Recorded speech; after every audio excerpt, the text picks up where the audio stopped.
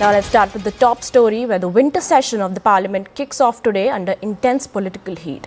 The opposition parties, including the Trinamool Congress, DMK and Samajwadi Party, are set to challenge the Election Commission's special intensive revision of voter lists. The government, however, has ruled out any debate, calling it a routine exercise backed by the Supreme Court. The centre is pushing to clear 10 key bills before the session ends on December 19th. A major highlight will be a debate marking 150 years of Vande Mataram. Meanwhile, the India bloc floor leaders meet at Mallikarjun Kharge's office at 10 a.m, with the TMC likely to skip. And later, Shashi Tharoor's committee will hear a crucial briefing on India-China relations from the Foreign Secretary. With the oppositions now also demanding debates on climate change, national security and pollution, this short session is expected to be stormy with frequent disruptions. Let's listen in. आज all party meeting है। अभी हम सारे दल के जो नेता हैं सबके साथ बैठेंगे, उनके सुनेंगे। आज तो सरकार की ओर से हम ज़्यादा कुछ कहने का नहीं है, हम सिर्फ बिजनेस और टोटल कितने दिन है और कितना सेशन चलेगा उसका हम बताएंगे। बाकी तो अपोजिशन पार्टी का हम सुनना है। शाम को बिजनेस एडवाइजरी कमेटी मीटिंग है, 4 बजे लोकसभा का है, 5 बजे राज्यसभा का है। दोनों बिजनेस एडवाइजरी कमेटी मीटिंग में हम अपना बिजनेस को हम पेश करेंगे और मैं उम्मीद करता हूं कि विंटर सेशन अभी कल से शुरू होंगे और क्योंकि ये शीतकालीन है, विंटर सेशन है, ठंडा दिमाग से सब काम करें और ज़्यादा गर्मा गर्म बहस ना हो, ये हम उम्मीद करते हैं। पार्लियामेंट का सेशन तो नियमित तौर पे 3 सेशन साल में होते हैं, मगर उस सेशन को उपयोग में लाना चाहिए, देश की समस्याओं के बारे में चर्चा करना चाहिए। ऑपोजिशन के लिए तो सबसे अच्छा मौका होता है कि पार्लियामेंट में अपनी बातों को वहाँ पर रख सकते हैं, देश और दुनिया तक पहुँचा सकते हैं।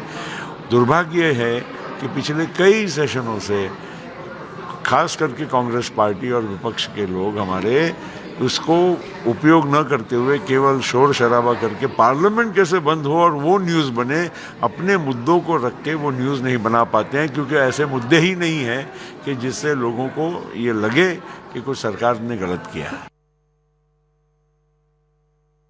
आप देश के कानून मंत्री क्या अश्योरेंस देंगे ऑपोजिशन वाले को? लगातार चाहते हैं कि डिस्कशन हो एसआईआर। बीएससी में चर्चा करके जवाब देंगे आपको। पर क्या एसआईआर पर डिस्कशन हो सकता है? वही बीएससी का ही विषय है ना। पर आप कानून के हिसाब से आप कहते हैं कि इलेक्टोरल रिफॉर्म पे डिस्कशन हो सकता है, क्या ऐसा इलेक्शन कमीशन के फंक्शनिंग पे डिस्कशन? ऐसा नहीं कहा, कोई बिल आता है तो बिल पे तो चर्चा होती है, तो इलेक्शन कमीशन की वर्किंग पे चर्चा का विषय कई रूलिंग पहले से दिए हुए हैं कि इस पे चर्चा जब तक चेयर अलाउ नहीं करे तब तो नहीं हो सकती। पर विपक्ष ने ये कहा कि अगर ये नहीं हुआ तो वो हाउस नहीं चलने देंगे, आप उनसे दोबारा अपील करेंगे? सारों ने नहीं कहा ना। मैं मानता हूं विपक्ष एक बार फिर से गतिरोधक बनने का प्रयास करेगा। जिस तरीके से मॉनसून सत्र में बाधा डालने का प्रयास विपक्ष के द्वारा किया गया, उनके पास सिर्फ एक ही लक्ष्य अब रह गया है कि ना वो काम करेंगे ना किसी को काम करने देंगे।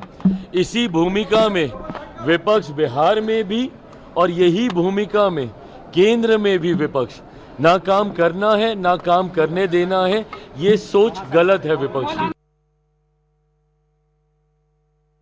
कहीं ना कहीं ऐसा लगता है कि पूरे संसदीय मर्यादा को दफनाने का काम वर्तमान की सरकार कर रही है, डिरेल कर रही है, कब्र खोद रही है भारत के लोकतंत्र की इस परंपरा की। और इसीलिए इस विषय पर सारे विपक्षी दल एकजुट है। हम कल आदरणीय खड़गे जी के साथ हमारे सारे दलों की बैठक भी होगी और मुझे लगता है कि ज़रूरी है कि ये लोकतंत्र के मंदिर में सिर्फ एक विशेष व्यक्ति की भजन और जयगान न हो, लोकतंत्र की परंपरा, संविधान की सुरक्षा और सुरक्षा के जो विभिन्न विषय हमने उठाए उस पर चर्चा हो।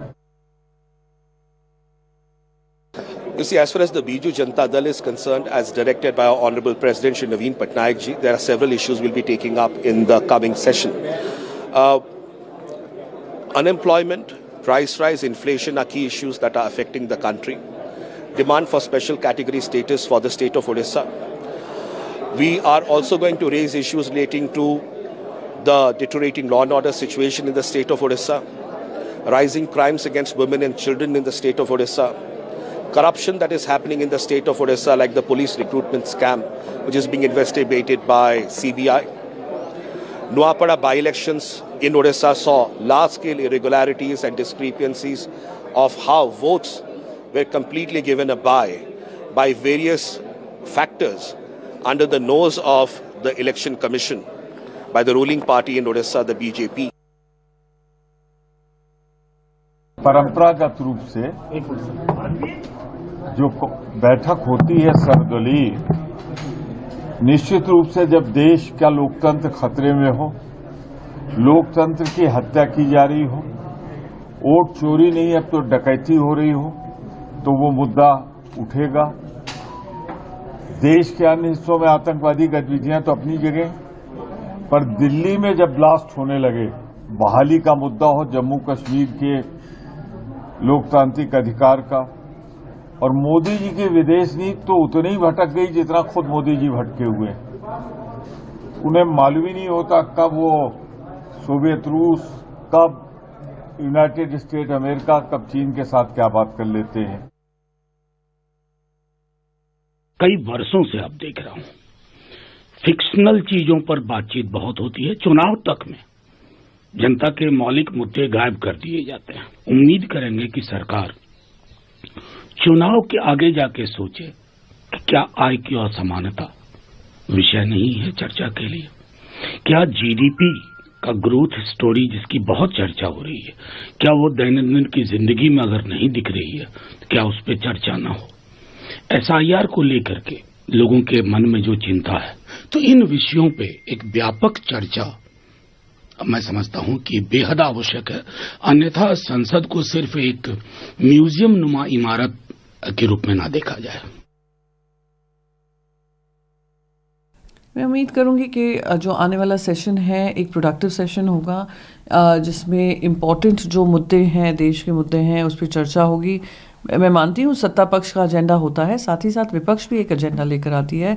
खास करके अगर आप देखेंगे एसआईआर जो पूरे देश में लागू हुआ है, उसमें कितने बीएलओज प्रेशर के अंदर काम कर रहे हैं, कितनों की जानें चली गई हैं, इनह्यूमन इनसेंसिटिव तरीके से ये चल रहा है, तो उस पर काफ़ी सवाल हैं। वोट चोरी को लेकर आदित्य जी ने भी मुंबई कॉन्स्टिट्यूंसी को लेकर उन्होंने भी पर्दाफाश किया था अपने प्रेस कॉन्फ्रेंस के माध्यम से, और केंद्र सरकार जिनकी जिम्मेदारी होती है for smooth running of operations in the parliament, वो उसको ध्यान में रखकर काम करेंगे। Welcome to Money Control, your ultimate destination in the ever-evolving world of finance, business, markets, policy and technology. India's preeminent news platform, driven by facts and fueled by data. A platform made in India, for India and for the world. MoneyControl.com has a staggering reach of 100 million plus monthly active users and 6.02 million daily active users. Being a transformative digital force, reshaping how we engage with money, markets, and news. Setting us apart is our commitment to delivering accurate information and empowering financial decision-making in a dynamic ecosystem. Seeking a deeper dive into the financial realm, we present Money Control Pro, a powerhouse of exclusive insights, providing actionable investment ideas and expert analysis. Because in today's fast-paced world, informed decisions demand both information and expertise. And we have 1 million plus Money Control Pro total paid subscribers and 100% return in 1.5 years, beating the market. Explore market trends, access expert opinions, and utilize essential financial tools all at your fingertips. Join the millions who trust MoneyControl.com for their financial journey, where facts meet finance and data drives decisions. Think markets, think Money Control.